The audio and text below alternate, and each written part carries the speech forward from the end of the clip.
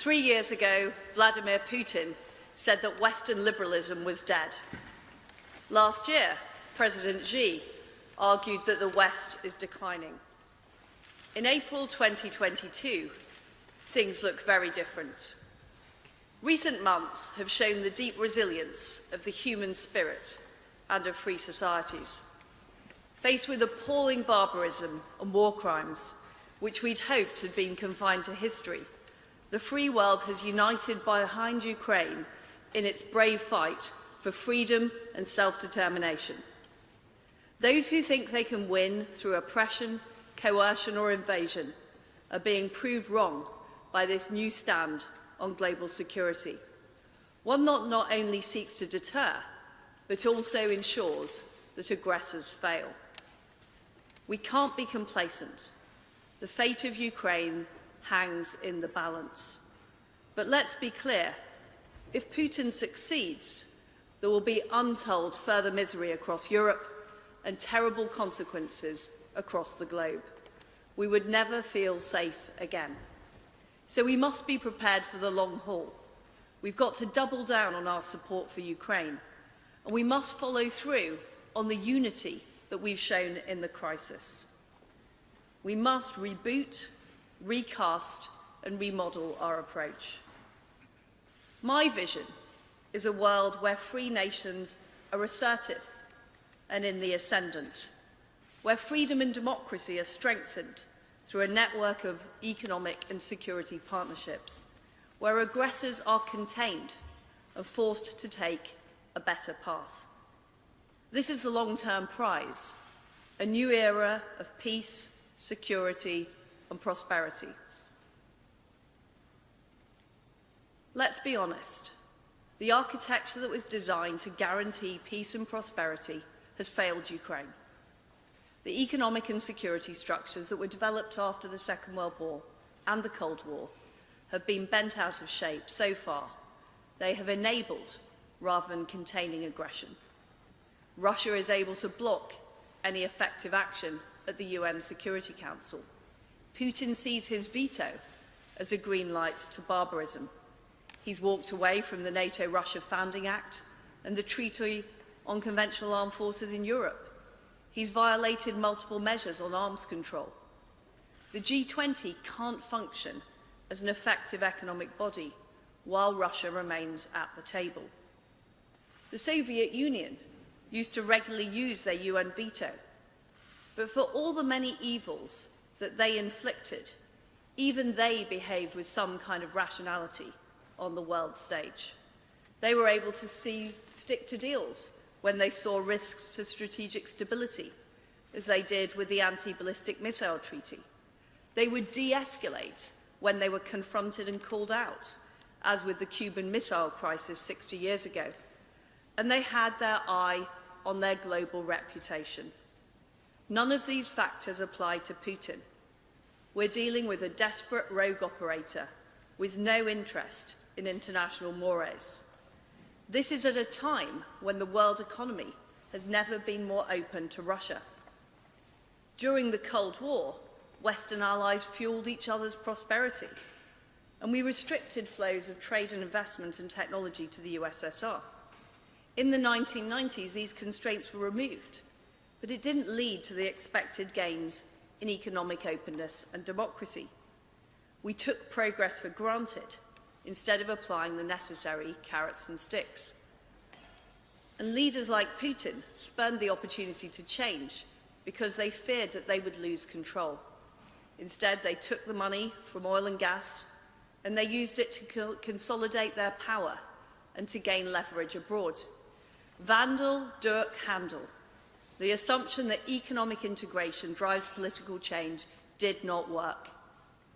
We now need a new approach, one that melds hard security and economic security, one that builds stronger global alliances and where free nations are more assertive and self-confident, one that recognises that geopolitics is back.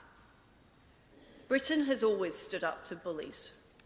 We've always been risk-takers, so we are prepared to be bold, using our strength in security and diplomacy, our economic heft, and our will and agility to lead the way. We're already stepping up in Ukraine. The war in Ukraine is our war. It's everyone's war, because Ukraine's victory is a strategic imperative for all of us. Heavy weapons, tanks, aeroplanes, digging deep in our inventories, ramping up production. We need to do all of this. Our sanctions have already seen Russia facing its first external debt default for a century, and we need to go further. There must be nowhere for Putin to fund this appalling war, and that means cutting off oil and gas imports once and for all. At the same time, we need to deliver support for the Ukrainian people. It means helping refugees, it means delivering food, medicine, other essentials, and it means keeping the economy afloat. It also means holding the Putin regime to account for the appalling crimes that have been committed. And when the guns finally fall silent in Ukraine, it means making sure Kiev has the resources it needs to maintain security, deter further attacks, and rebuild. That's why we're working on a joint commission with Poland to ensure Ukraine is equipped with NATO standard weapons.